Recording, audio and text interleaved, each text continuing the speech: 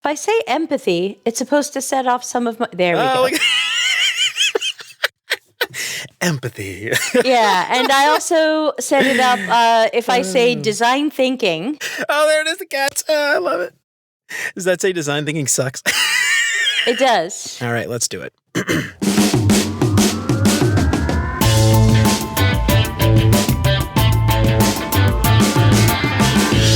What's up, UX fam? How's your mom and them? Welcome to another episode of Beyond UX Design. I'm Jeremy. If you're new here, welcome to the show. I am super stoked to have you. And if you haven't done it already, please consider subscribing to the show wherever you listen to podcasts. And if you are a regular here and you feel like you're getting something out of the show, I would really appreciate a 5-star review. That'll help me out so much. This week's audiobook recommendation is Customers Know You Suck by Debbie Levitt. And since we've got Debbie Levitt on the show, I know I've already recommended this book once before, but I thought it was fitting that since we've got Debbie on, might as well recommend her book. Debbie's book is a fantastic book. It's full of actionable models, maps, and processes to empower your team to improve the customer experience. It's a fantastic book full of amazing, no BS insights, and I think you should definitely check it out. So head on over to beyonduxdesign.com/audible trial to start your free trial and download Customers Know You Suck completely free and help support the show in the process.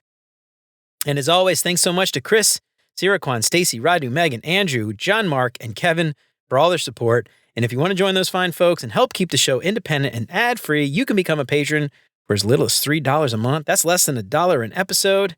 And if you do that, you'll get some sweet, sweet perks for your support. And of course, if you think the show is worth sharing, then I would love it if you told some friends.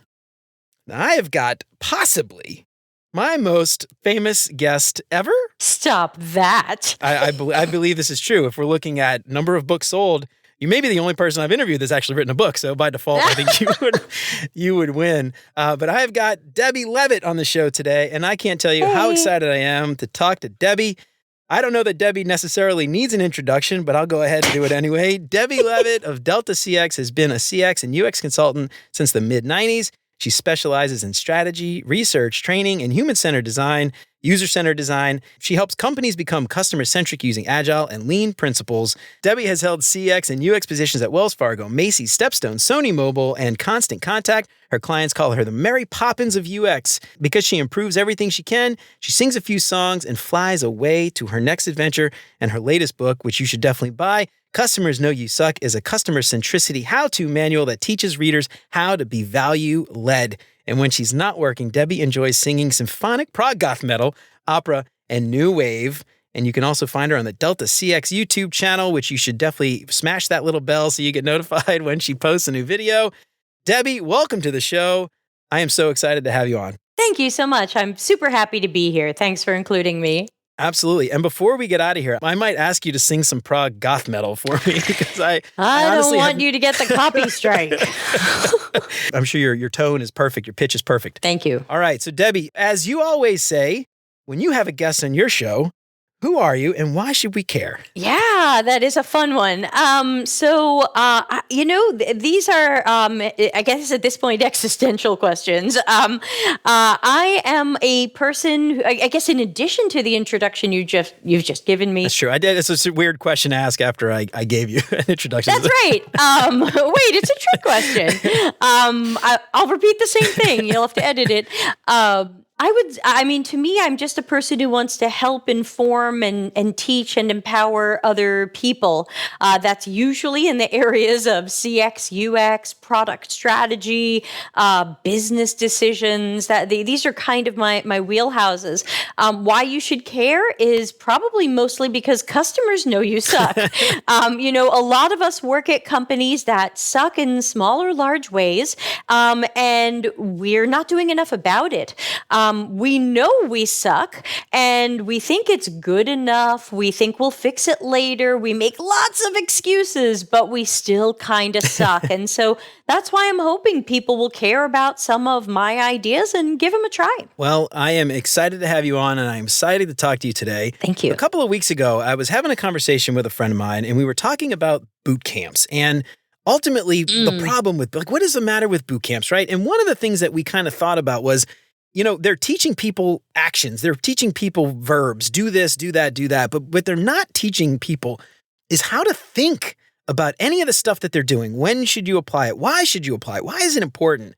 a lot of people coming over, junior UX designers, career transitioners, things like that, they might understand some of the actions, some of the verbs, but they're missing out on the critical thought and the critical thinking. I don't know if you would agree with that, but that's sort of like what I'm thinking. I feel like we're missing that. Education today, we're missing a lot of that critical thought.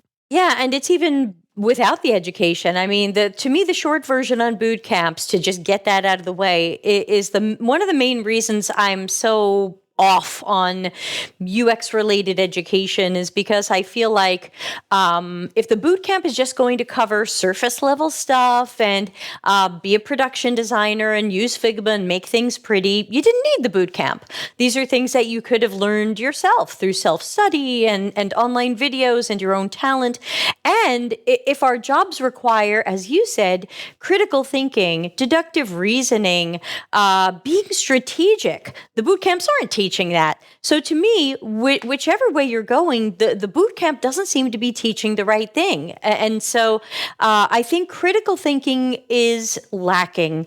I think that a lot of people are in zombie mode. They get into work, maybe haven't tried to fight too much, or they're tired of fighting stuff, and they're just sleepwalking through the day, and they don't want to think critically. And I think that goes beyond UX. I mean, product managers are supposed to be the shepherds of our product strategy, and so often they are just order takers to somebody above them who said, raise this KPI, make people do more of this. And the product manager should turn around and go, let's talk more about why that's your goal. Or let's figure out how we balance that with what our customers and users actually need. But so many product managers are just going, yep, okay, you want people to click that button more? I will freaking, alter the universe until people click that button more.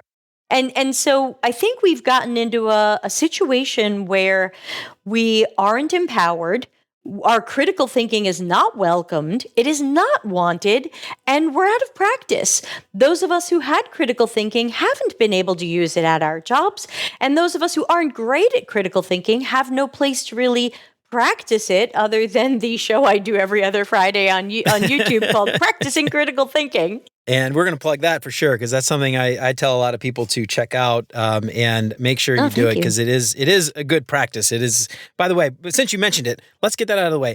I love this series because what you do is you invite people to submit things, articles or links or blogs or podcast, whatever it is, and you go through it and you analyze it. Is this helpful? Is it actionable? Talk about that, because I think that's really important and something for everybody out there who may not have heard about that to learn about. Yeah, we do a recurring show on YouTube, usually every other Friday, and it's called Practicing Critical Thinking, and people can send in stuff ahead of time. I don't do it in the moment. They send stuff in ahead of time. As you said, it's usually articles, LinkedIn posts, tweets. Sometimes it's TikTok videos, which they have to download and send to me because I don't use TikTok.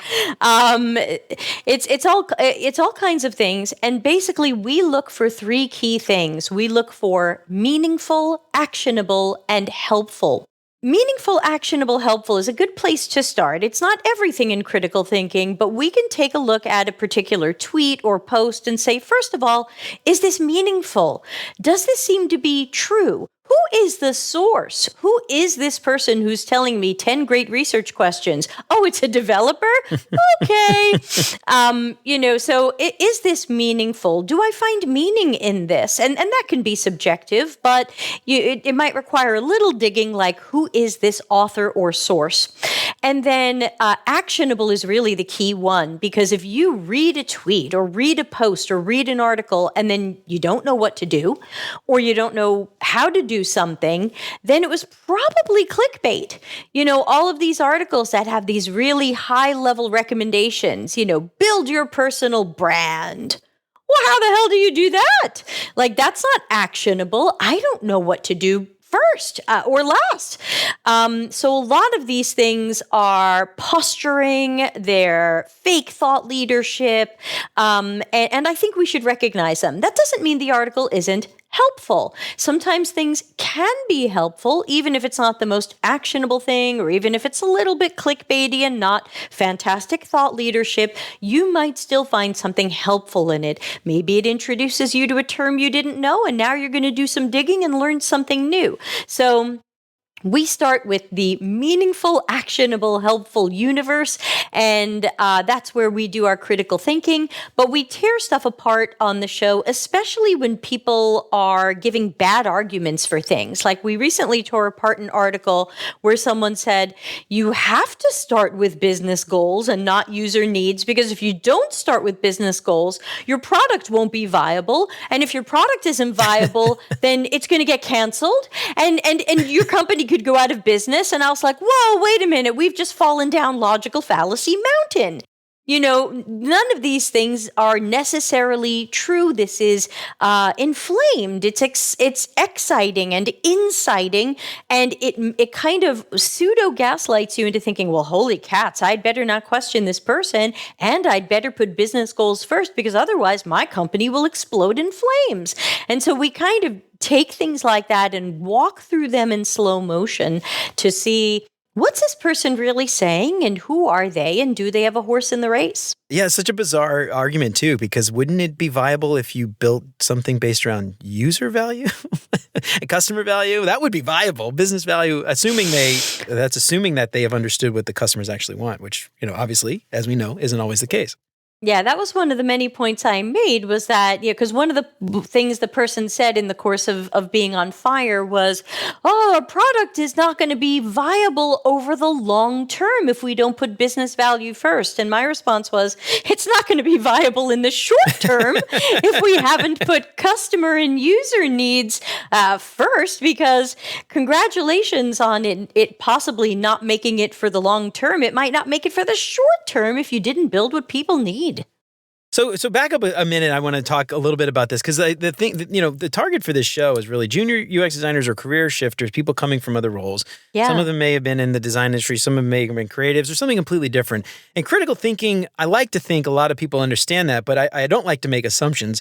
So I want to level set a little bit, and let's talk a little bit about critical thinking. Can you define it and actually lay it out there so we're all on the same page as far as like what does Debbie consider to be critical thinking? Yeah, this will definitely be the Debbie version, because I didn't Google this or look up the dictionary definition. But to me, it is using your thinking process and questions. These might be questions for yourself or for other people, where you are trying to be critical. Now, of course, people think, oh, critical, that's being mean. I don't want to be mean. But there are other definitions of the word critical. If you think about the word critique, just because somebody critiques something doesn't mean they're being mean. So critical thinking is not about questioning someone to be mean to them.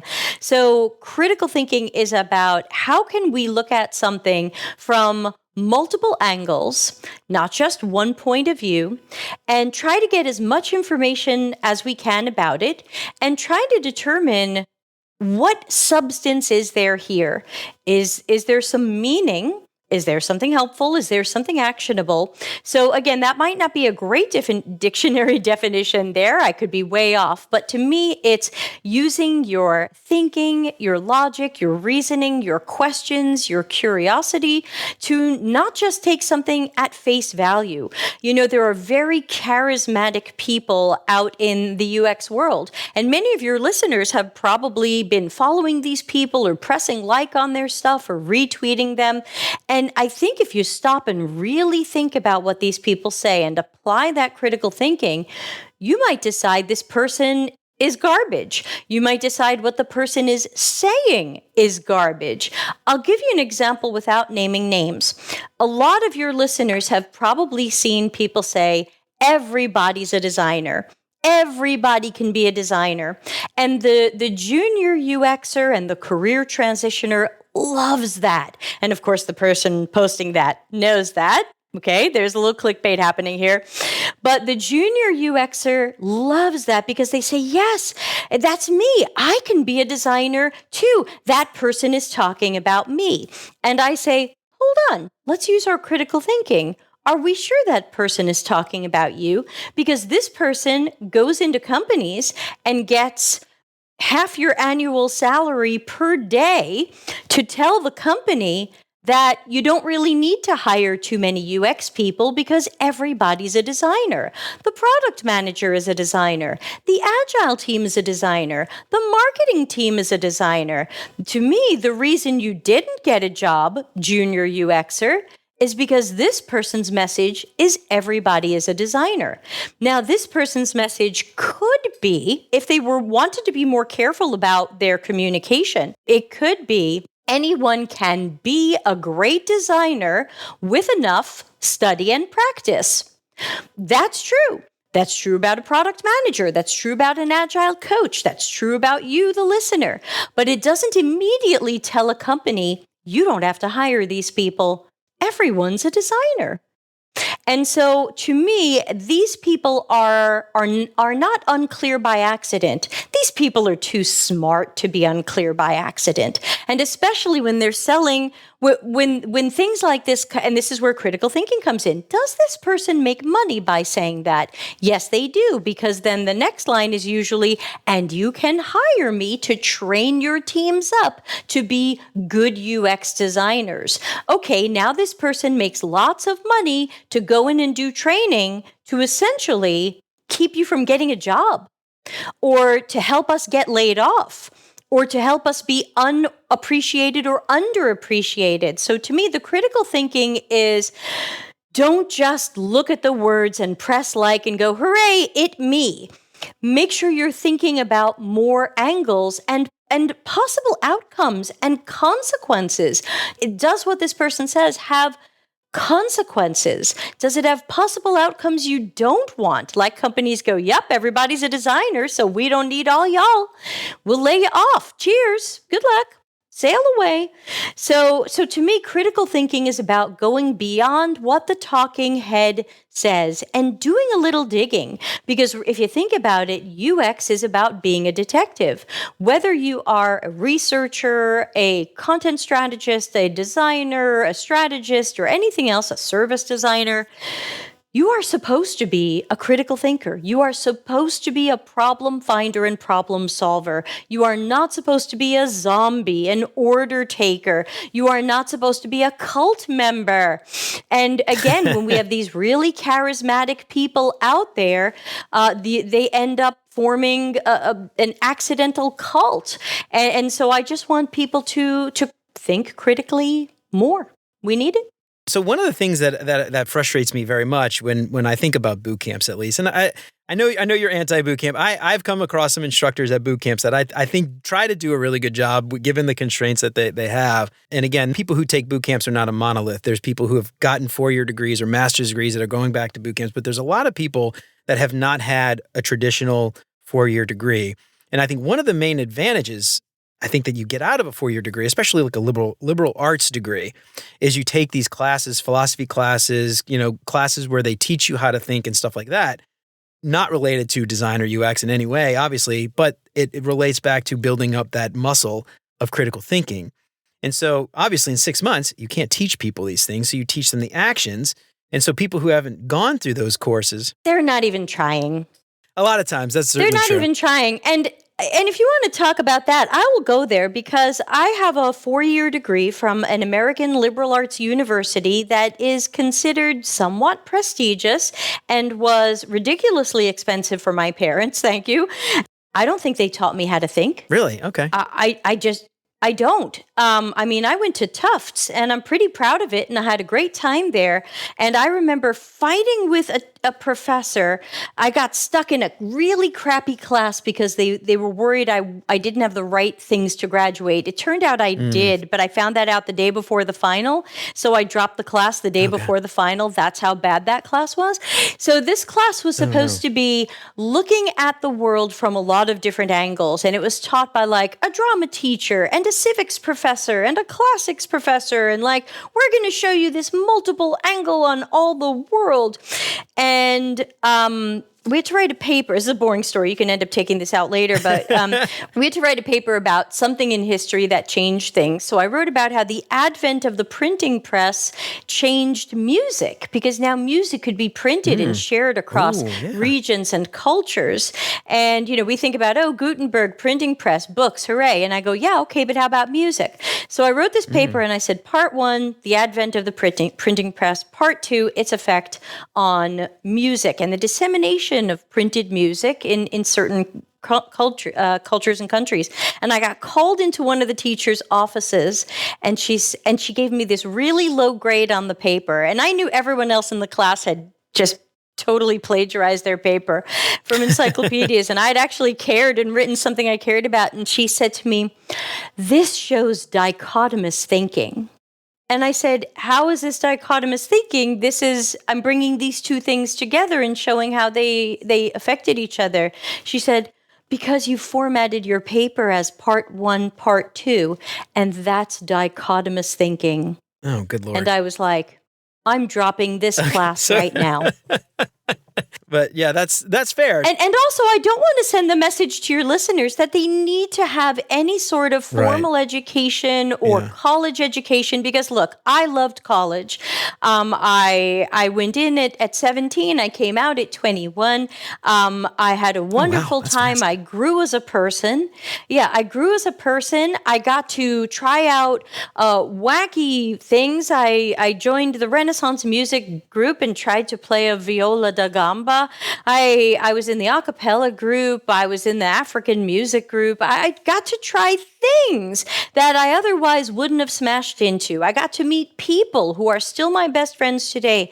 So sure, I loved college. It was neato, but I'm not going to tell anybody they need it. And I'm not going to tell you that it teaches you critical thinking, because even in a class that I was in that was supposed to be teaching you that, it was all just, I don't want to use an unsavory word, so let's just say it was all theater. But I went to a very liberal arts college that allowed me to be whoever I wanted to be. And I thought that was the most beautiful thing about that school, was many people needed to get away from the cultures and communities where they were to fully express whoever they were in whatever gender identity or sexual identity or preference or whatever that was. And I think that was very freeing for a lot of people. Well, I love that you point that out, and thank you for calling me out on that, because I think that's a really great point. For me, I feel like when I got to college, maybe it's how I grew. My parents did. I grew up with a sergeant, drill sergeant, Marine as a dad. Oh, so there was no critical thing in my house. If I questioned anything, God help me.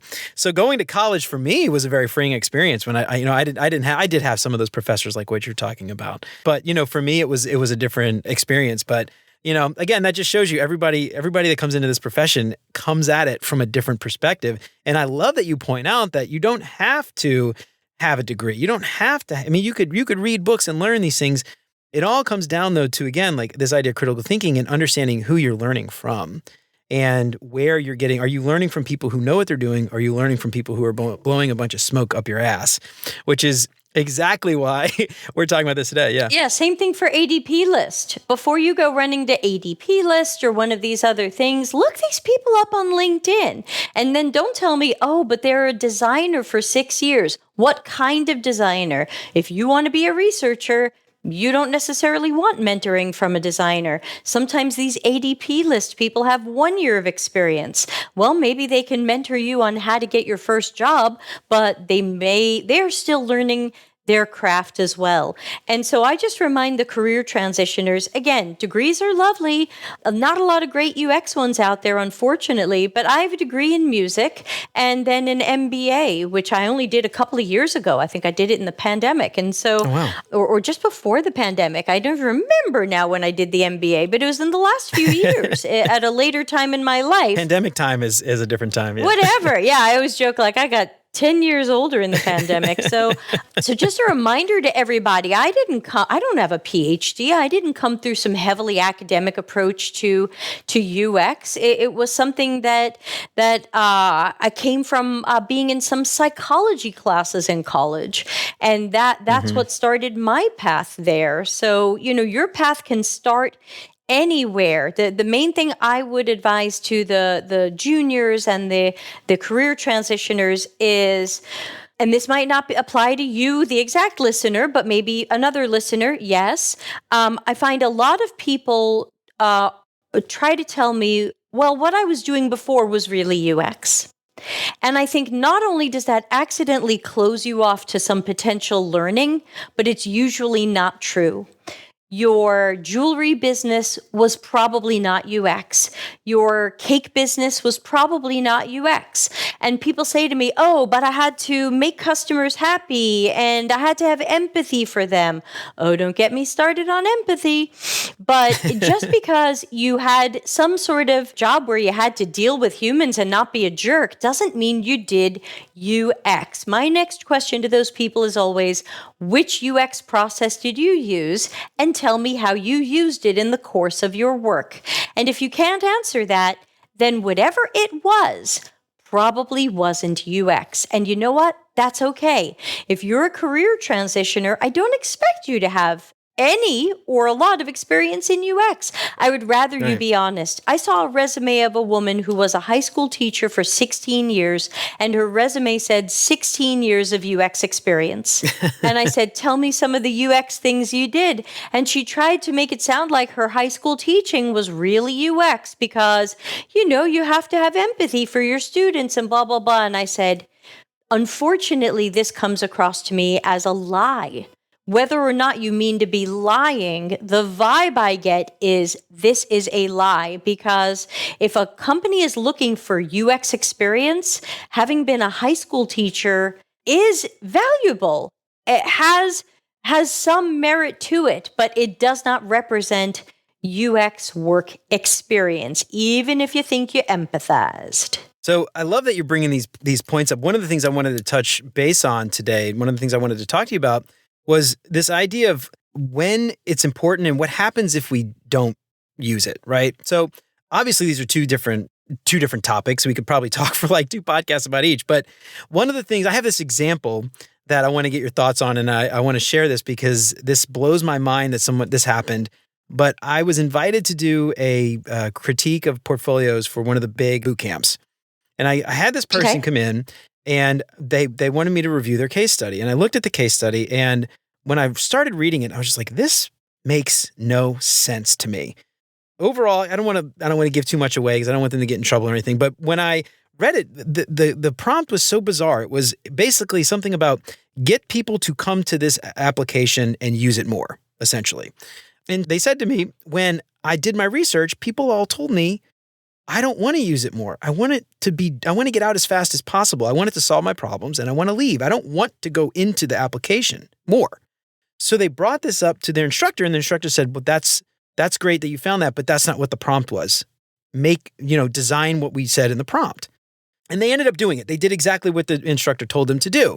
And so what ended up happening was they wasted all their time creating user journeys and wireframes and prototypes and all the things that you do with a bootcamp's case study, essentially, the checklist, right? But then they also hurt themselves when they go into an interview. How do you explain this? How do you tell and convince a panel that you know how to do this job when the case study, even to you, made no sense? And so I want to talk about this a little bit. What are the outcomes when we don't practice critical thinking? We just hurt ourselves in general, and we can apply it in so many places. Yeah, so there's 2 things there that it makes me think of, and I hope I remember both of them by the time I'm done. One is that, yes, sometimes at our jobs, we are asked to do these things. So first of all, this is a little slice of unfortunate reality in the UX world. People who think that UX is all sticky notes and playing Twister, it really isn't. Very often we're in a job where people say, I don't care what you think, make people do this. And it ranges from messed up to unethical. And so first of all, this could be reality. So you have to be prepared for the reality of being ordered to do a thing that runs against your knowledge of the situation. So first of all, what you do in a real job is you document this. Companies claim to love documentation. They have a Confluence, they have a Trello board, they have a whatever.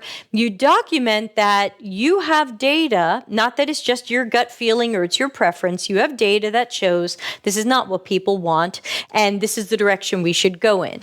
And then if people still mess it up, and if the project goes funky later, you go, let's talk about what I put in the documentation 3 months ago. This was something wasteful that never had to happen. Now, as for the portfolio, what I advise people there is to use your storytelling. You can certainly say, this was a school project. We were given a prompt to make people do X more often. So I started with user interviews. Because this was a school project, I only spoke to 4 people, but I know that the correct best practice is to speak to 8 to 12 per persona or segment. And so I recognized that the school didn't follow the best practice, but I could only do what the school would allow and what my time and budget allowed. So I met 4 people. Notice what I'm doing here. Okay, I pooped on the school probably a little bit more than you'll want to, but I'm telling a story of how I know the right way to do things, even though I did something else. Okay, my 4 interviews surfaced the idea that users truly prefer efficiency. Because the task of this app is to do X, Y, Z, it turns out users don't want to spend more time in the app and they don't want to do this task more often. This is something they want to do as quickly, efficiently, and correctly as possible so they can get in and get out. Unfortunately, when I brought this to my instructor and suggested a shift in the project, the instructor advised me that this is the prompt and I must still design for the outcome of essentially pushing people to do something that I now have evidence that they don't want to do. So what should have happened was this project should have been rethought so that it were more user-centered or customer-centric, and I would be allowed to use the evidence I had from research to influence my designs. However, since that was not available to me in this project, I unfortunately had to set aside my research information and I had to essentially guess and come up with the best designs I could that would create the desired outcome. That is what you do. You tell the story of what happened alongside, contextually, with what should have happened. And that way, when a Jeremy or a Debbie or somebody is looking at your portfolio, we go, oh yeah, one of those crappy projects, we get it. Okay, but sounds like this person kind of knows what should have happened. They know the best practices. Yeah. They have the foundational information. Okay, they didn't do the right things, but they didn't have a choice. And they're telling me that they know how to do the right things. And, you know, it's interesting. This is sort of like similar to what I said. I suggested doing a case study, but instead of making it about the project, make it about what you learned, you know? And so instead of making it about the app, this is how it went. This is what should have happened. This is how, you know, I think.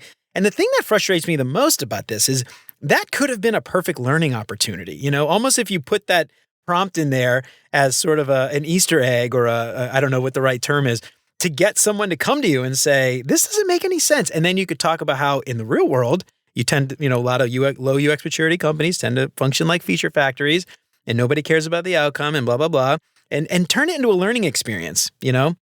And I think that was the thing that frustrated me the most is these people are paying so much and they just miss that opportunity completely.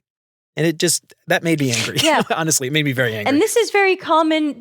I mean, I know people are going to hear this after we're recording this, but we're recording this on the day that I'm doing episode 187 on my YouTube show.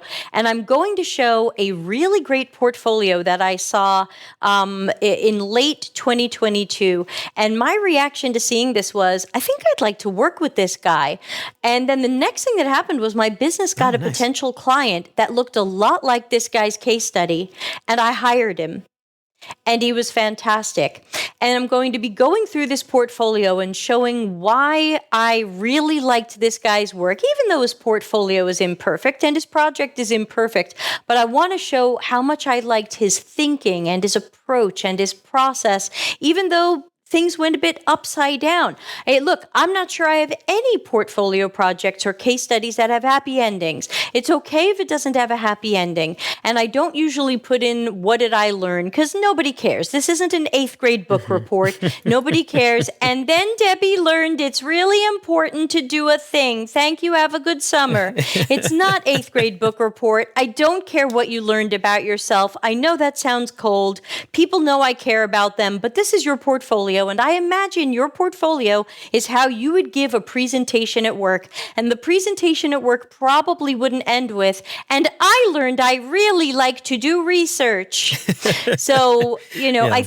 I think we just have to up the maturity of this stuff and use your storytelling to fill in where this was messed up and it was messed up. Tell us what should have happened. I know you can't end up showing us that, but I actually have some coaching clients who go back, especially if they're between jobs and they have time. They go back and they redo some of their projects and they say, hey, I have this good research and blah, blah, blah. And then they have an interesting portfolio project where they say, look, eventually for the school, I did these wireframes. Look over here if you want to see them, but really they weren't the right thing.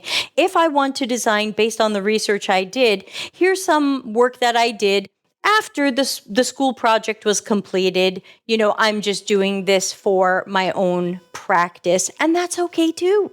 And I tell people this so often, and I feel like, I don't know, maybe it's just because websites are hard for a lot of people. I don't know. But it's called soft and software for a reason. It's soft, it's changeable, it's malleable. It's not hard. It's not hardware that can't be, I can't change my hardware. It's fixed, right? But software can be updated and changed over time. This thing that you built today can be updated in 6 months or a year if you come up with new ideas or new things or new insights or something that changed. Don't be afraid to go back, and update your case study. I love that you're telling people that. It's so true, but so many people, I don't know, again, I used to be a front-end developer, so it's a little easier for me to go back and manipulate a website. And I think some people are just intimidated by it. So there's a bias there for sure for me. But, that's just something I feel like a lot of people are so terrified. It's one of the best interview questions I got. Many years ago, I got an interview question. I had just shown my portfolio and I had a project in there that was a year or two old by then. And the guy said to me, if you could do this project again today, what would you do differently? And I thought that was a great question. No one had asked me that before, and no one's asked me since, unfortunately. But I think it's a great thinking question where I can look at my work and go, yeah, you know what? That could have been better. Either because I didn't do the best job at the time, or I didn't have enough time, or someone told me what to do, or whatever. And it caught me off guard, but I really liked the question. That's a brilliant question. Yeah, I like that one a lot too. Yeah, because a lot of these, when you do them, years ago, 2 years, whatever, depends how often or how long you've been working and how often you update your portfolio. But yeah, what would you do differently? I love that question. I'm going to start using that one. I like that one a lot. You mentioned a little bit ago, part of critical thinking is thinking about what happens after I do this thing. I do this thing, what's the next step? Yeah. And then, you could even, it's like a game of chess almost. What happens if I do this? Then what happens if they do this and that, blah, blah, blah, blah, blah. And thinking about critical thinking, when I think about this, especially for junior UX designers, we think about their portfolio and stuff. I kind of mentioned this a little bit ago, but what happens if you take that case study and post it as is, and then, the first thing someone says, tell me about yourself and show me through, walk me through some of your work. How do you walk through that work? And that's something I think a lot of people don't think about when they think about their case studies is, how do I explain this to somebody? It's not just putting it on a website and expecting the internet to read it. Part of my job as a job hunter is to explain this to somebody on a panel and convince them that I can do the work, And that's something that I feel like a lot of people kind of miss when they put these case studies. It's sort of the case study is the output and that's it. They're done. But the case study is only there to serve a purpose and as a tool for the next step. And I'm curious, do you have any thoughts about that? Is that something you've been thinking about or you have anything to add to that? Yeah, I've bumped into that. What I tend to find is that certain, usually the boot camps and some courses over-focus on the portfolio.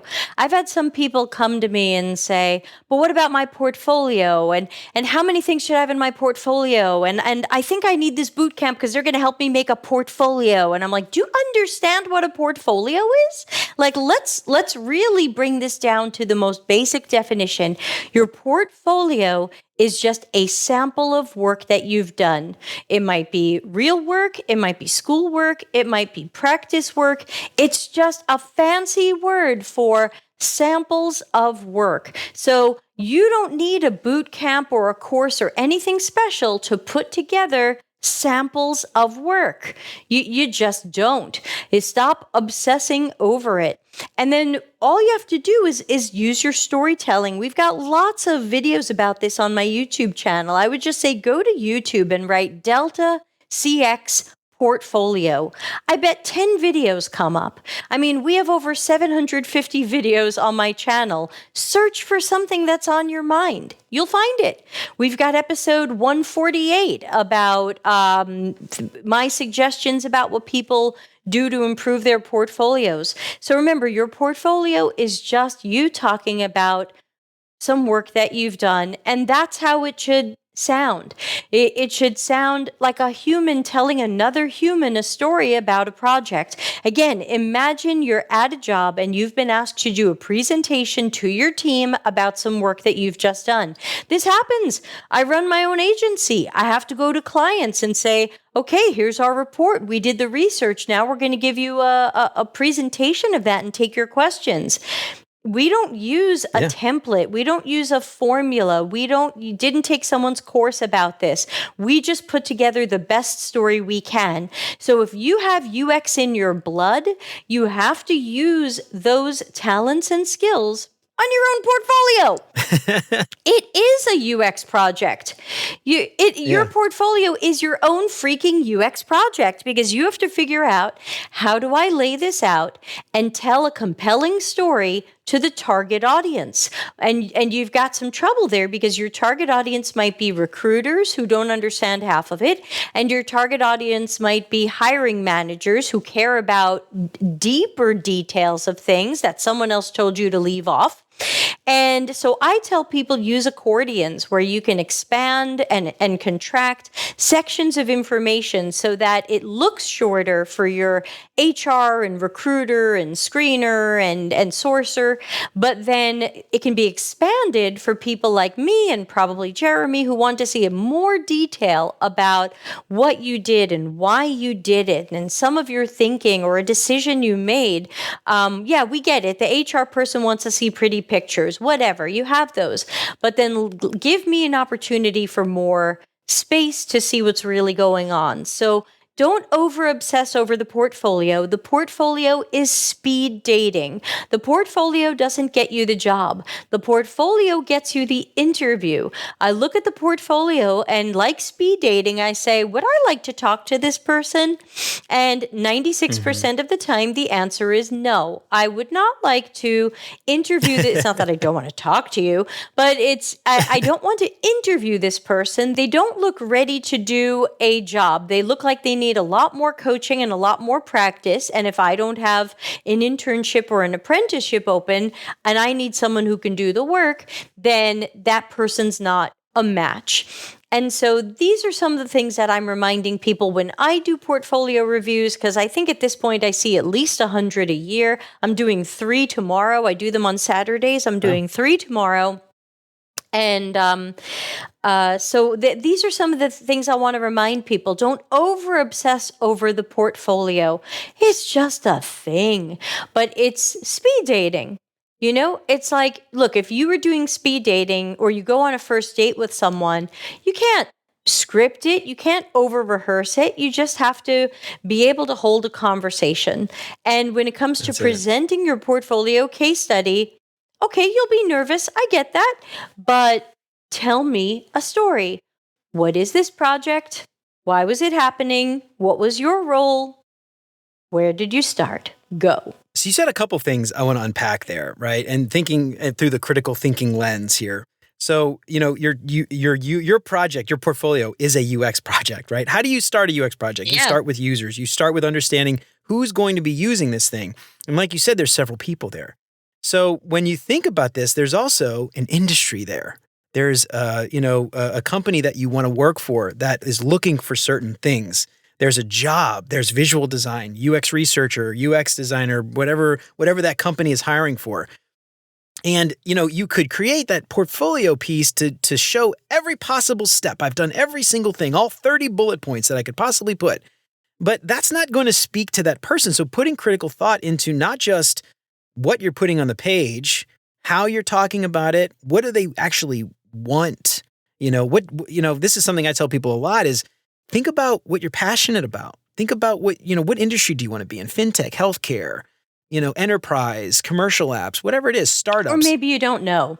And that's okay too. But I would say, put a little bit of thought into it at the very least. And if the answer is I don't know, that's totally fine.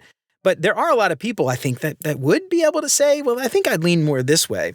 And I think, giving constraints, I think, at least for me, I tend to find work to be a little bit easier given constraints instead of a blank white canvas. Ooh, I want the blank canvas. You like the blank canvas? See, I don't know. This is the sort of like analytical thinker in me, I guess. that I give me some constraints and I can start versus, I could do absolutely anything. And it's sort of more intimidating for me. I don't know. I'm a weirdo, I guess. But, so that's something I often tell people too. And it's funny. No, I'm the weirdo. Yeah. Yeah. Who knows? We're both weird. But, one of the things it's interesting because you point that out, right, is put some critical thought into you and yourself and what you want and what you don't want. And, instead of just taking, and again, this goes back to critical thought from the boot camps, especially, this is what it should look like. This is how it should be. These are the steps you should do. And think about from yourself, like the next step. What do I do with this once it's done? Is this going to help me achieve whatever goals I have for myself? And maybe to your point, you don't know, and that's fine. But if you do know, then or if you don't know, you at least have a path.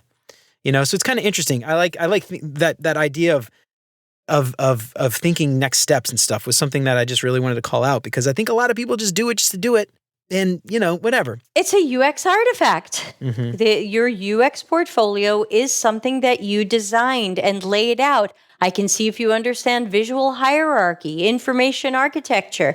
So, a UX designer with a crappy portfolio or one that's difficult to get through, it doesn't have to be pretty. I'm a function person, and how pretty it is extremely secondary, as everybody can tell who's met me from how I look. And so how something looks is secondary. But another thing I want people to think about is I think a lot of the newbies get caught up when they hear personal brand. And I want to tell everybody, throw personal brand out the window. Personal brand is not important for where you are now. You're not a brand.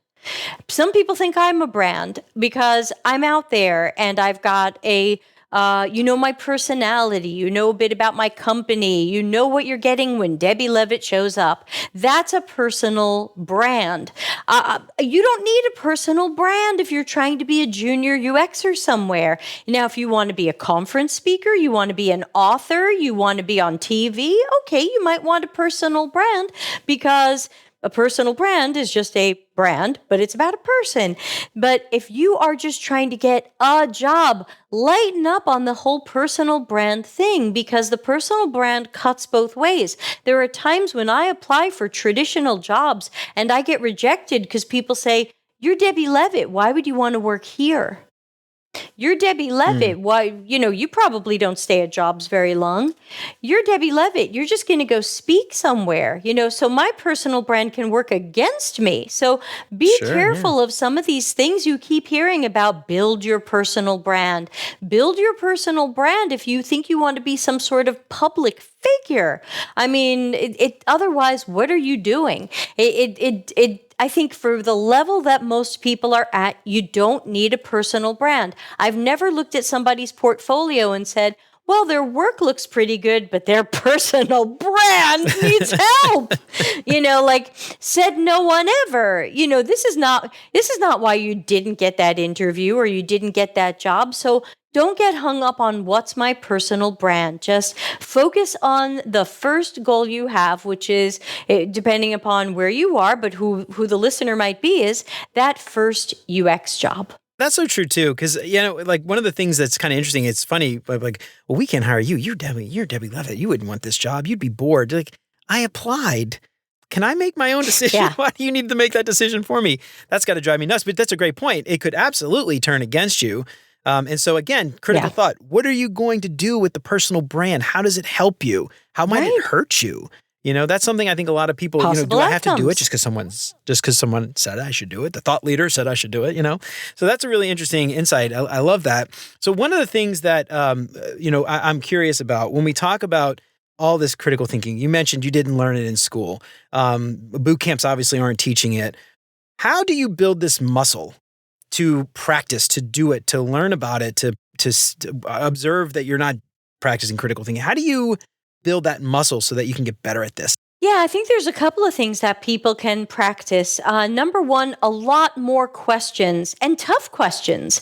I mean, UX is a business where we have to ask and answer some tough questions. If you're not comfortable with those, it may or may not be the right career for you. But we have to be able to take whatever is before us and ask some tough questions. Like, ooh, this person said this. Well, who are they? Ooh, that's a little bit nerve-wracking. Now we've gone through their LinkedIn. Ooh, okay, do they have a horse in the race? Yeah, they make money from saying things like this. You have to start asking some of the questions that some people might find uncomfortable, and you have to find comfort in that.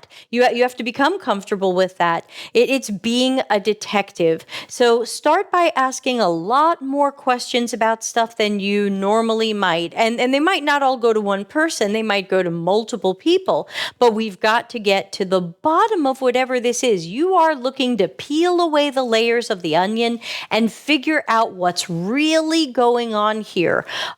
Because many people have agendas, and sometimes what something looks like on the surface isn't what it really is. So for critical thinking, practice asking a lot of questions from a lot of different angles, a lot of what if, and then also possible outcomes. Okay, here's more of your what ifs. What would happen if? When we think about some of these things we get from leaders in UX, make people hit this button more, like that weird prompt the person got, force people to click this button more or do this thing more. Okay, what are the possible outcomes? One possible outcome is we get people to click the button more. One possible outcome is people don't click the button more. Maybe we mess it up and people click the button less. Another possible outcome is they leave the site. Another possible outcome is they uninstall the app. Another possible outcome is they complain to customer support. Another possible outcome is they tweet that our crap is broken and we suck. Yeah. And so, we can't just, it's critical thinking is a world of not taking things at face value and just going, yep, okay, sure, yep, that leader said if we don't do this, our world will crash and burn and we'll all die in a fiery blaze. Okay, sounds good. I better do what she says. And so it's really about being a detective, peeling away the layers and getting to the real root causes, what's going on, and what might happen in the future based on possible outcomes and different things that could happen. Play out scenarios. This is what strategic people do. You can't just, a lot of teenagers think like, doing drugs can't hurt me. I'll be fine, and then unfortunately there's a percentage of people who aren't fine. And that's extremely sad. But once we're adults, many people still think like that. They think, well, that can't happen, or this can't happen, or this is we're sure that this will work out fine. And people usually don't look at these other outcomes. And you might be at your company that only voice of reason who says, I can make people click this button more, but we run the risk that they think we're jerks and our system is broken and they use it even less. Let's document that as a risk. And if we don't want to do something about it now, maybe we'll do something about it later when sales tells us people are uninstalling. Now, you just brought up something I think is worth talking about a minute as it relates to critical thinking, obviously, because that's what this whole conversation's about. But there's a lot of junior UX designers that are very principled and they want to do the right thing. And this is, important. We have to fix this thing, blah, blah, blah. And, again, applying critical thought, what happens if I push this too hard right now? Taking the long game, understanding that oftentimes this is a marathon, not a sprint. We're building software. It can be changed and updated. What happens if I fight right now over this? What am I going to lose out? Am I going to lose credibility with my team or credibility with the engineers or whoever it is, the product team? am I going to hurt this relationship that I will need in the future to make this better later? And that's something I think a lot of people kind of miss when they think like, well, UXers are always right. Well, we have really good ideas for sure, but there's always things that, empathy for our team, empathy, is there something else going on that we don't necessarily know about today, and putting some critical thought into that. What do you do with that information that you have? Is that hill worth dying for now? So I think that's kind of interesting. I'm curious what you think there. Is there any thoughts about that? Yeah, for sure. Certainly, that's something that I find comes with maturity, not necessarily personal maturity, but just maturity in the job. And it's about picking your battles. Because I find that UX juniors are usually of two types. One is on fire to fight all of the wrongs at the company. And I'm with you. And the other person just wants to be liked and be good and do what people say and doesn't really want to rock the boat. I think the second person is going to have a harder time in UX than the first person, because I think we do need boat rockers, but you do have to pick your battles. One of my coaching clients the other day told me about something going on in a redesign at their company, and they said, well, we had this navigation at the top that was tabs, and now they're going to make it a left side navigation. Should I fight that? And I said, well, can you show me the navigation? And they showed it to me. And I said, actually like the left side navigation. I think it can work for the type of user and customer you have. But here's two problems with the navigation. One, they're using an uncommon icon, so no one will know that the navigation can be expanded. Number two, here's this other problem. And I think this person was kind of a little bit too holding on to the idea that navigation should be along the top, and that a top navigation might always be the best navigation. And they showed me their idea for a top navigation, and it was nice too. But that doesn't mean that we fight the left side navigation just because it doesn't look like our top navigation. A left side navigation is not the end of the world. And if you do the right things with it, it can be very effective. So I think we have to think about picking our battles and make sure that your battles are never based on opinion or I like this better. We want to try to use whatever data we have about users and customers where possible, so that it's not just my opinion versus your opinion. Well, Jeremy, I don't like your hair, and I don't like this. Haircut. I mean, actually, I like your hair, but I'm just saying as an example, it's super, it's flowy. Very flowy. I think you've moosed it. I've got that Italian Sicilian. So many Italian Americans. I'm losing count. Yes to that. So, Jeremy shouldn't run out and change his hair if I don't like his hair. And we can't expect our teams to undo everything and turn the car around just because we have an opinion. So remember, the job of a UX professional is not to bully people because you have an opinion. It's to get whatever is the data. Whenever I've been in tough design situations with people, I've said, let's just take this to usability testing. And sometimes I've made a quick prototype of their idea, because it's usually a battle of my idea versus their idea. And I'm fast enough in Acture that I can make a decent prototype of whatever their idea was in a half a day or whatever. And they're like, cool. And we'll bring them both to usability testing. And what I find almost always is that there's positives to both. There's positives to my idea, and there's positives to the other person's idea. And now you get to make an even better product because you're going to take the best of both. And so remember, it's not me versus the other person. See if you can find ways to incorporate. I always say, everyone can have good ideas. Now, yes, Jeremy and I have been doing this long enough where we can tell you lots of people have crappy ideas, but many people do have good ideas. And if it's a good idea, we'll know from usability testing. And if it's a good idea, I don't care who had it. I don't care if the junior QA engineer had the idea. If we have a good idea, let's try it. And I always make sure to give credit to that person every possible time I can, because it helps my team know that I care about the team. I go, and now the prototype also does this because Susie, junior QA person, came up with that idea. Thank you, Susie. And I think these are important things. And so, but again, if somebody wants disastrous crap, I will fight that.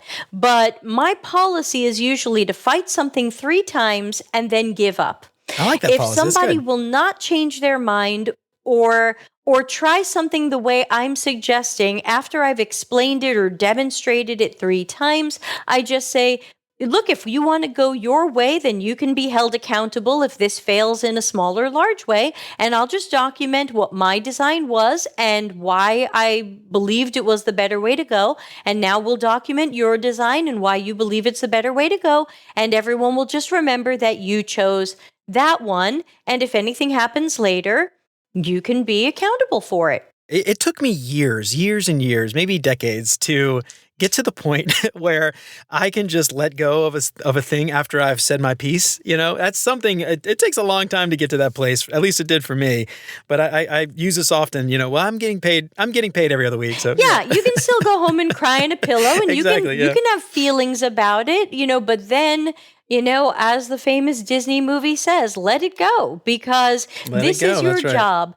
And we want to eat food and we want to pay the rent, but it is just a job, and your health and your mental health and your relationship with your dog and your relationship with your family, these are all more important. And that's to me, these are all of the reasons to let that go. And when I want to let something go, I either process it on my own and move through it, or I talk it through with my husband because he's a super guy to bounce stuff off of. And so whichever route I pick, he's respectful of it.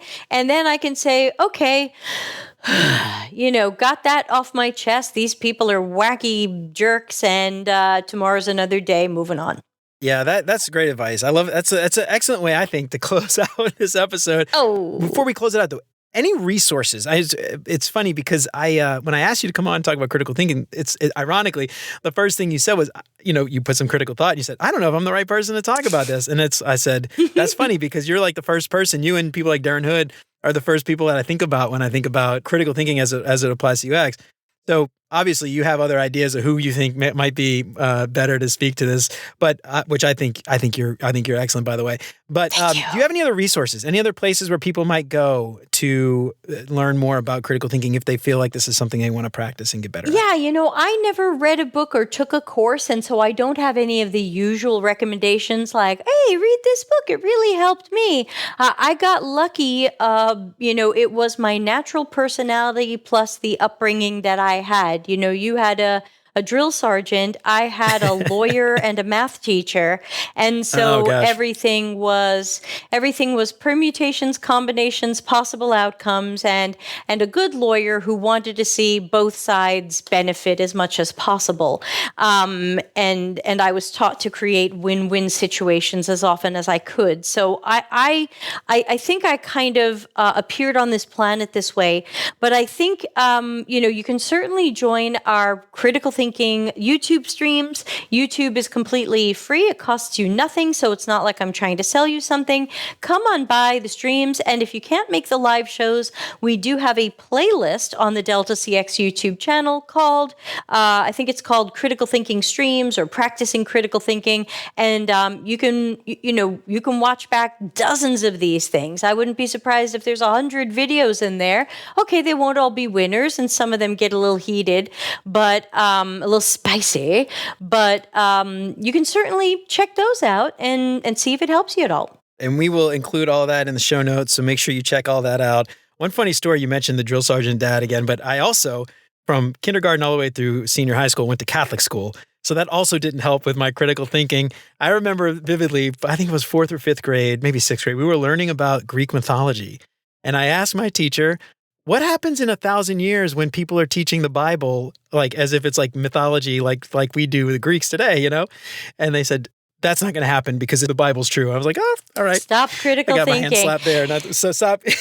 So that's why it took me a long time to get that muscle. But yeah, critical thinking. Yeah, exactly. You have that kind of you have all the stereotypes piled on the Catholic school and the drill sergeant. So I'm sorry, but yeah, it's tough. Obviously, many people grow. Yes, you look fine. Many people grow up in households and cultures and communities where you're told to fit in. You're told don't be different.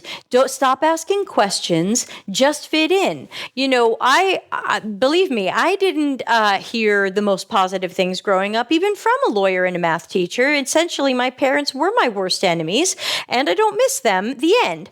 I have very little nice to say about them, unfortunately, and I'm pretty open about that. So, look, not everybody grew up in. I had an intellectually positive scenario and a poor scenario otherwise, and so we are part of these households and cultures and communities.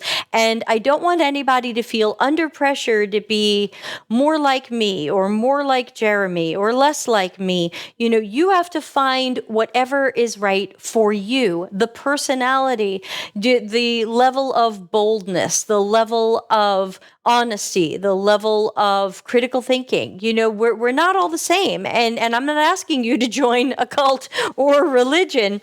I just want each person listening to find the best version of themselves. No, I'm not selling self-help. I'm just saying find the best version of yourself and be that person. You don't have to be me or any variation of me. Well, thank you so much, Debbie. That's words of inspiration from the wonderful Debbie Levitt. So before we get out of here, I got some questions I want to ask. I want to ask you to help all of our listeners get to know Debbie a little bit better. First up, what is your favorite non-design book? Oh, I don't read a lot of books. I don't make time to read books, so I keep buying them and not reading them. But I will say a book I read many times growing up that I really enjoyed was, and I don't know if you can still get it, but it was called Families and How to Survive Them, and it was by British comedian John Cleese. Yeah, it was by British comedian John Cleese and his. I think psychiatrist or psychologist, a man named Robin Skinner.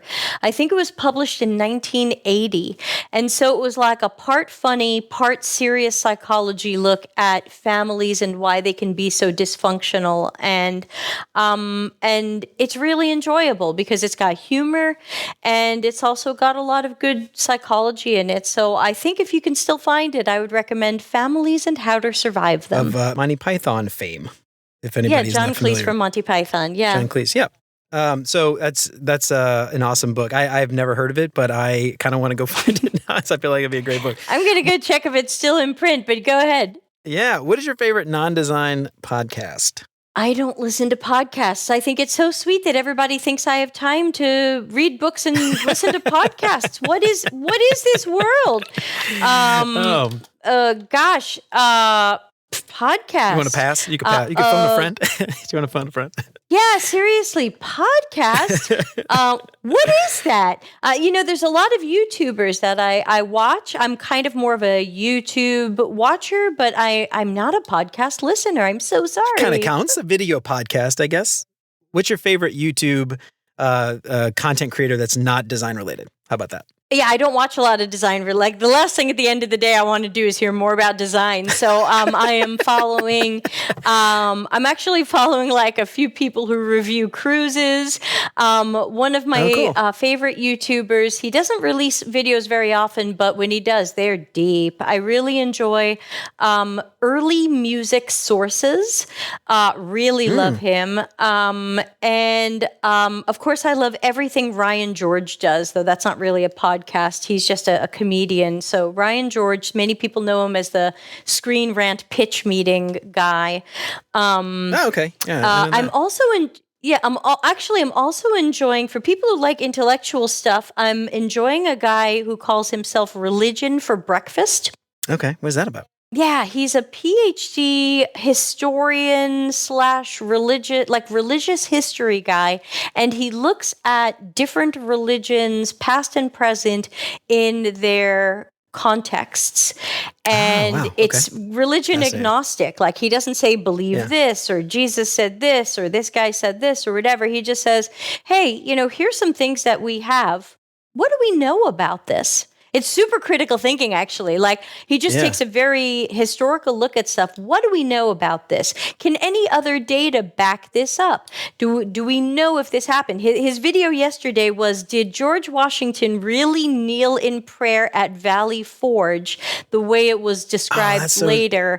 And he That's goes cool. through like historical information, like, did George Washington do this? And if he did, who is his God and what was he praying to and what religion was he raised with? And so it's, this guy doesn't say any religion is right or wrong or better or worse. And it's just a very intellectual look at religion. That's fascinating. I love that stuff. That's, if I'm not listening to podcasts or reading design books or something, I really like Bart Ehrman. He's a biblical scholar. He's actually a former Baptist evangelist. He has him on his show. Really? Oh, I love Bart. I have I literally have every one of his books. So yeah, this guy has had him on his show a couple of times. That's awesome. Yeah, for those who aren't aware, Bart Ehrman, he is a former Baptist evangelical turned atheist who's a biblical scholar. I think he teaches in Chapel Hill in North Carolina. Right. I'm not sure. But he, one of his famous books is Misquoting Jesus, where he compares every single discrepancy. There's like 300,000 discrepancies in the Bible and stuff. Some very small, some very large. But it's fascinating stuff. Anyway, I love reading all of that that kind of stuff. I'm with you there. All right. What is your favorite meal?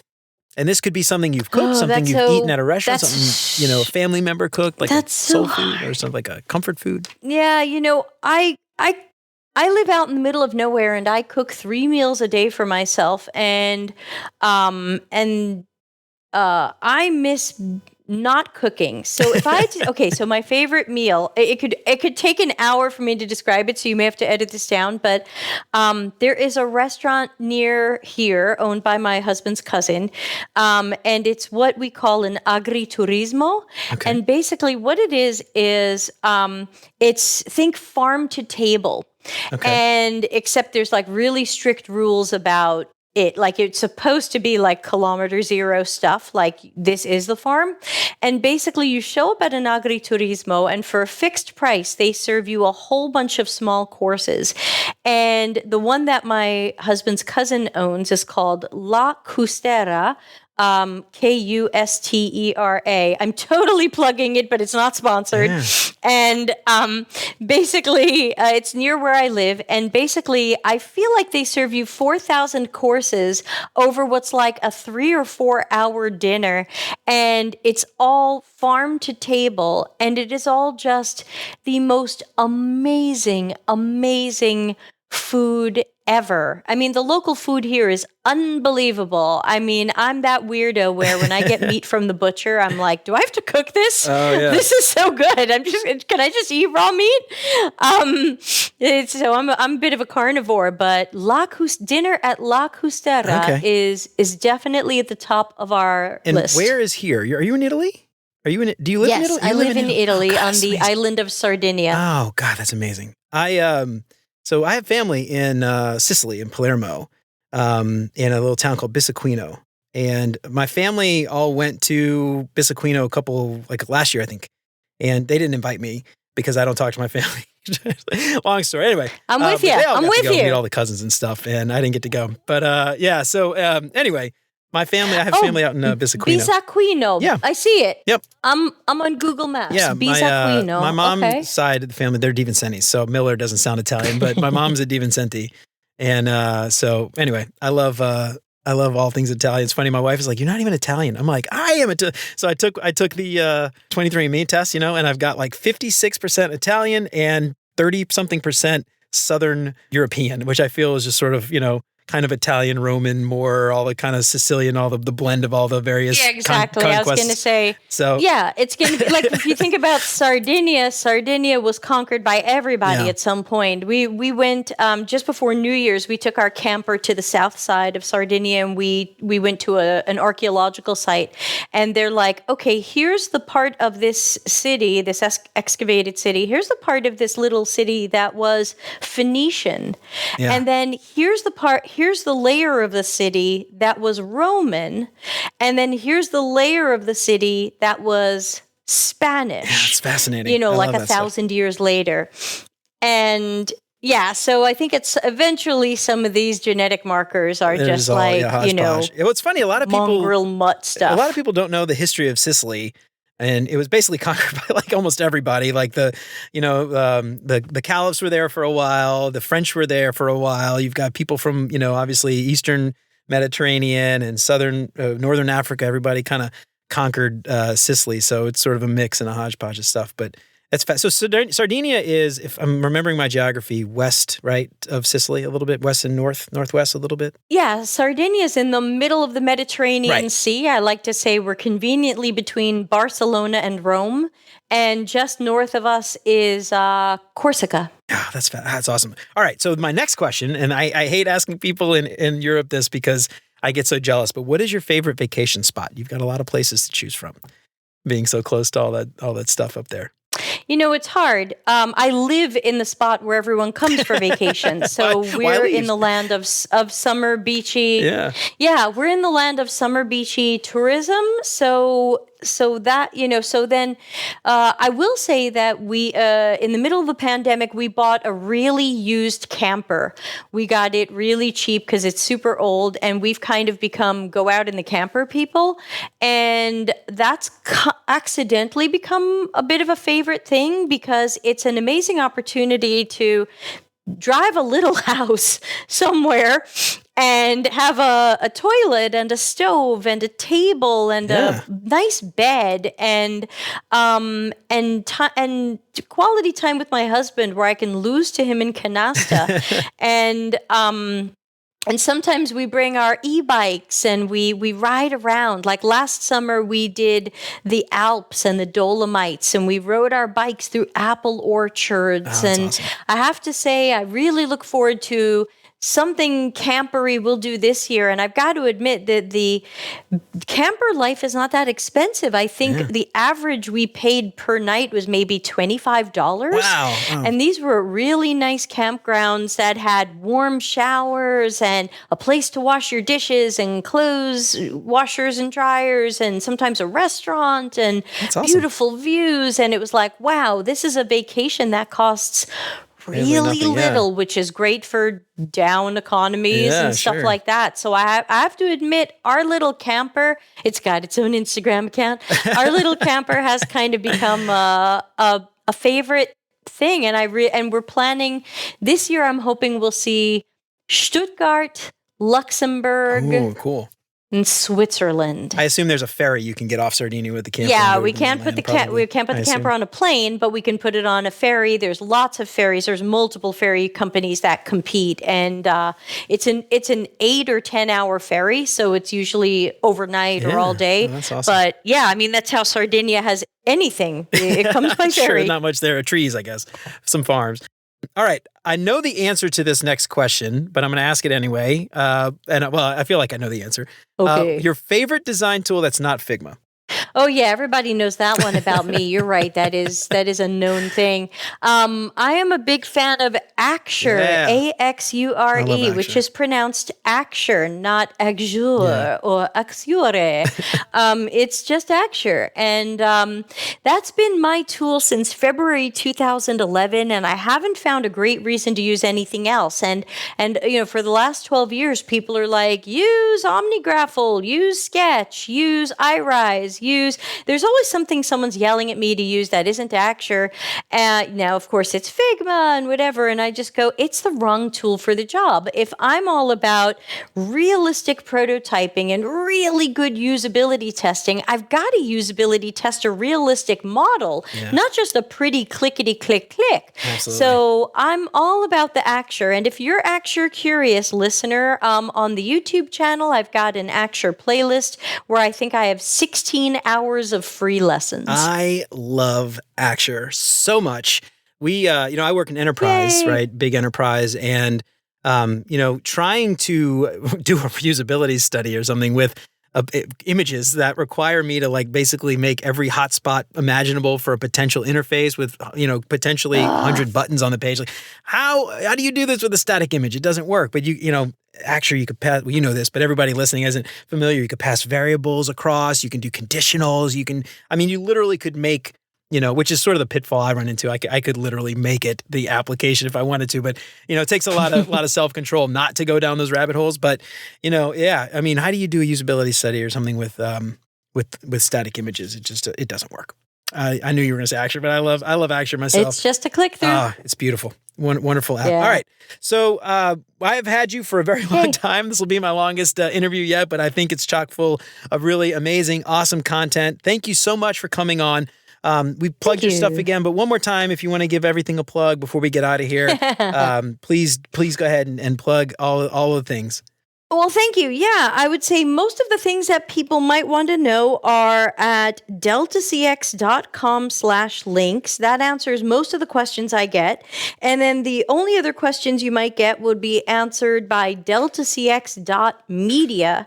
The deltacx.links is like, how do I add to your show? How do I get a portfolio review? How do I get coaching? How do I send something in for the show? And then the deltacx.media are books and workshops that we're doing. So between those, I think we've answered pretty much everybody's questions. Oh, and of course, if they want to hire us for something, I started a new website at customercentricity.com, and they can learn more about our services. Oh, and your book? We didn't talk about your book. Well, you talked about it at the very beginning, but Customers Know You Suck. Yeah. The book is on deltacx.media. Right on. Yeah, go to deltacx.media. You can get Customers Know You Suck. It's available in print on Amazon. It's on Audible, read by me. It's on Kindle. And on my website, I'm selling an EPUB and a PDF for name your own price as little as $1. All right. Well, thank you so much, Debbie. I'm really excited to have you on, and I can't tell you how excited I am to have this posted. Well, all right, y'all, that's it for Debbie and I for today. I hope we helped give you a little bit more insight into critical thinking, what it is, how to apply it, and where you can practice that skill to flex that muscle in the future. But I'm curious, have you run into any issues with critical thinking before? Is this something that you've had trouble with? If you feel like you're really good at it, where'd you learn it? How'd you learn it? I'd love to know. Let me know what you think on LinkedIn or shoot me an email at hello@beyonduxdesign.com. I'd love to hear from you. So if you like what you heard today, don't forget to subscribe wherever you listen to podcasts. If you feel like you're getting something out of the show, I would love it if you left a 5-star review. That would help me out so much more than you can imagine. And if you know somebody who might find any of this stuff useful, why don't you tell them about it? That would be fantastic. If you want to help keep the show independent and ad-free, check out all those Patreon sponsorship packages at beyonduxdesign.com/support. You can join Chris, Siraquan, Stacy, Radu, Megan, Andrew, John, Mark, and Kevin by supporting the show for as little as $3 a month. And there's some awesome perks like that badass holographic Beyond UX Design sticker. You can get a shout on the show every week. There's even a package to meet with me for 30 minutes every month. And don't forget to head on over to beyonduxdesign.com/audible trial to download Customers Know You Suck by Debbie Levitt. Sign up for a free 30-day Audible trial, cancel at any time, and the book is yours to keep forever. And in case you forgot, I've partnered with audible.com. So anytime you sign up for a free trial, you help support the show. There's no obligation, and you can cancel at any time, and the audiobook is yours to keep forever. So get a free audiobook on me and help support the show. Remember to sign up for the newsletter and check out all the past episodes along with all the show notes at beyonduxdesign.com. I hope you keep coming back for more great UX tips from Beyond UX Design. And until next time, remember, you're more than a designer because there's more to UX than design. I'll see you around. Take care, y'all.